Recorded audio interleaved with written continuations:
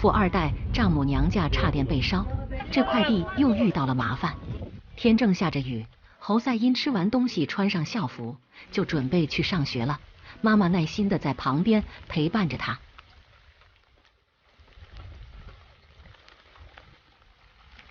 他提着孩子的书包，他满眼怜爱地看着儿子穿鞋子，让儿子等一会。他想进去拿伞，儿子告诉妈妈，昨天伞在学校丢了。妈妈说没事，你去吧。牧区雨水少，妈妈没有用雨伞的习惯，仅有的一把雨伞也是内马特上次在城里帮侯赛因买的。侯赛因冒着雨去沿山公路打车。妈妈让珍妮在狗屋里待着，她来给她做吃的。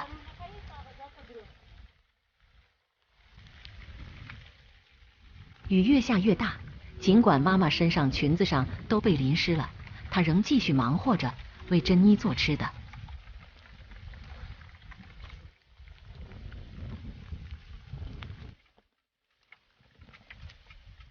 大概15分钟的样子，她把煮熟的羊肉跟她端过来，这些肉都是内马特每天提前买回来的。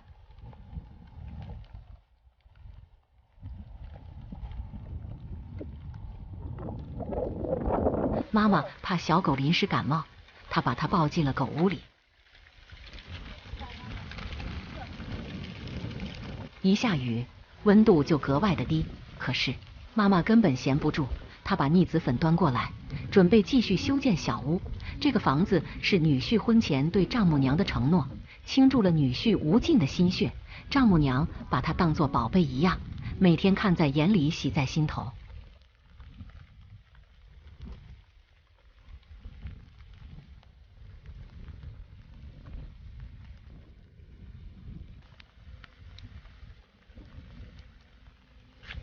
就在这时，女儿女婿来了，他高兴地跟他们打招呼，然后继续抓紧时间把腻子粉填补在墙壁的小洞和缝隙里。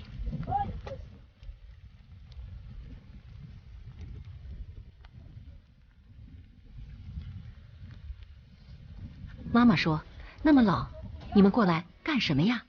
赶紧进屋里去吧。”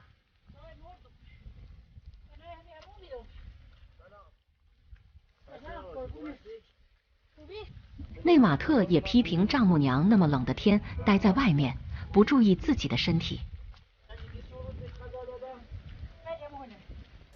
珍妮现在也有了一个白狗好朋友，这让善良的内马特打心眼里为他高兴。外面下着雨，内马特让丈母娘和老婆先进到屋子里暖和，自己则最后才进去。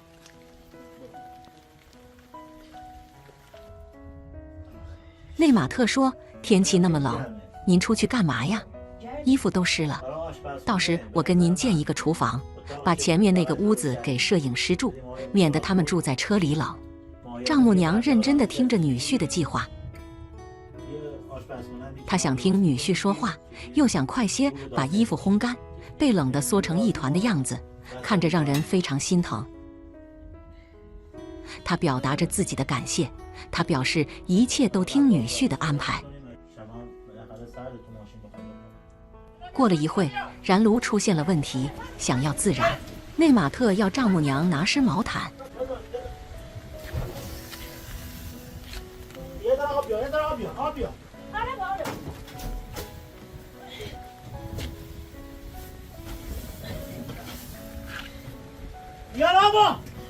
并拿水浇他。妈妈不舍得用水，内马特没有时间理论，他徒手把滚热的烟囱拔了出去。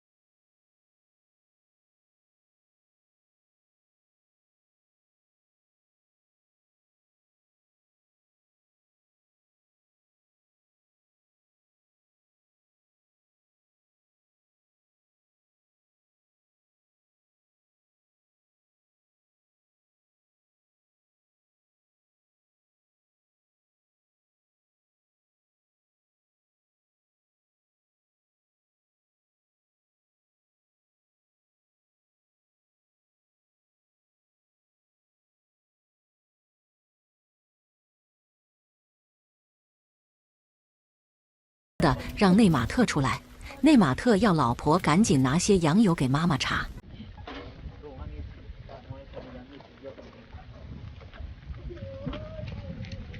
内马特检查了一下燃油炉，他觉得有可能是燃油有些外漏。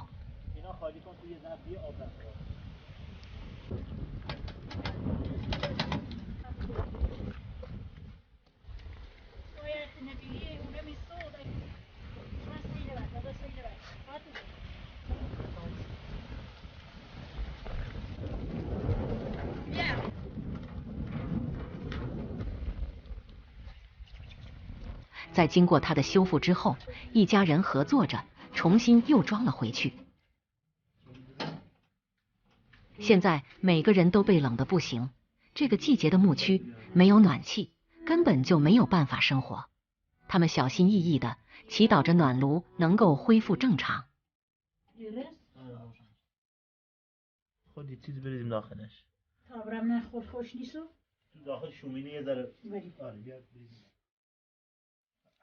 خیلی گذشت نه دیگه خب بکنم یه ذره دیگه جلو لوله بسته شد آره خب در شدن که دیگه وای با سنه مدوم آنها باتش وای دا 就当每个人都以为暖炉正常后，暖炉冒起了火花。火花即刻照亮了房间，内马特迅速准备把暖炉关掉，他害怕把顶上的天花板给烧着了。可是事情似乎并不是那么顺利，眼看着火花越来越大，他要丈母娘赶紧把湿的毯子再拿过来，他要老婆把沙发搬走。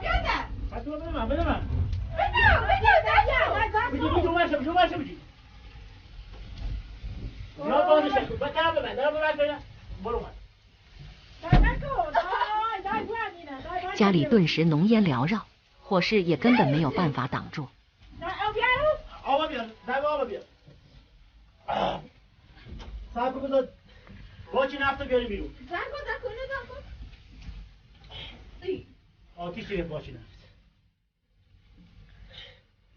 他让妈妈走开，使劲的一提把燃炉丢了出去，被扔在地上的暖炉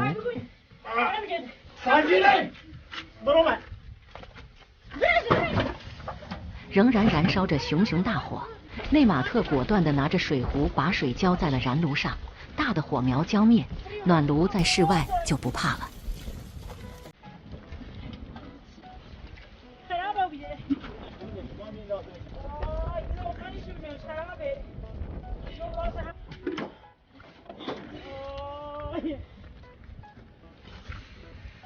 妈妈心疼地让内马特把鞋子穿上，天好冷。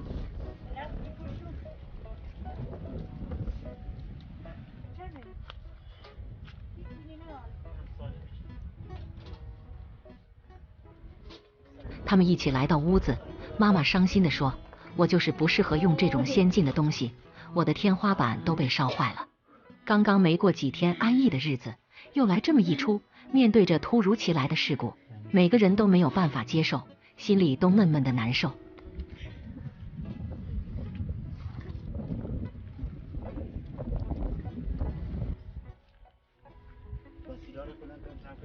雨停了，差不多到了吃饭的点，他拿了一些吃的给珍妮。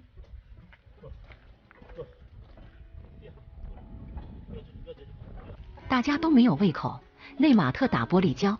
准备把洗手间的镜子安装上，再考虑下一步。